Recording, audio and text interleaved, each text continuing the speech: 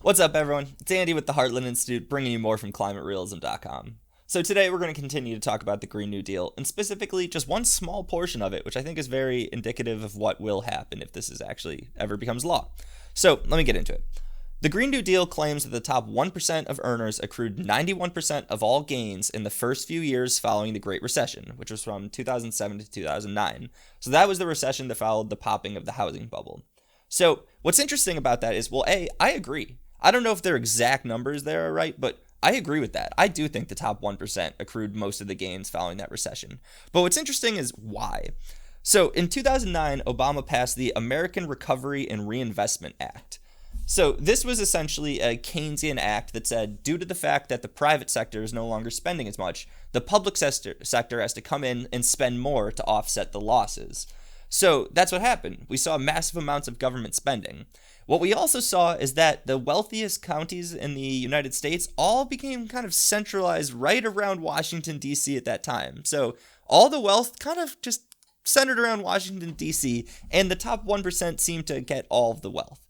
So it really makes you think, is this a failure of the private sector, or is this a failure of the government?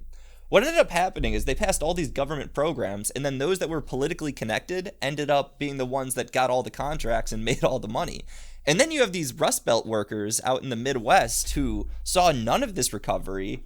Probably their wages probably been stagnating for years, and they saw none of this. Well, it actually, I think I'm going off on a tangent here, but I think this is why Trump won in 2016. I think you had all these Midwestern people that never really saw much of recovery at all. Probably have a kid out in some war, maybe someone's addicted to opioids, and then there's these Hollywood elites or these newscasters in DC that are just saying, like, you need to check your privilege. And these people are like, I'm doing terrible. Like, why would I check my privilege? I've been doing terrible for a long time. And then Trump came around, he's like, hey, I'm for you. And I think those people responded well to it. But okay, back to the Green New Deal. So there's a reason I wanted to bring up what happened in 2007 to 2009 and how, in the end, the government plan to fix this just centralized all of the wealth in the hands of a select few politically connected people. So the Green New Deal says it's about to fix income inequality through a wealth of government programs. Now I wonder, are we going to see the same thing? Because I think we're going to see the same thing. I think all this government money is going to go to a very few select people, even if that's not what they intend to happen. It's what will happen. And then your average worker in the Rust Belt, again, is not going to see any of this. They're going to do terribly.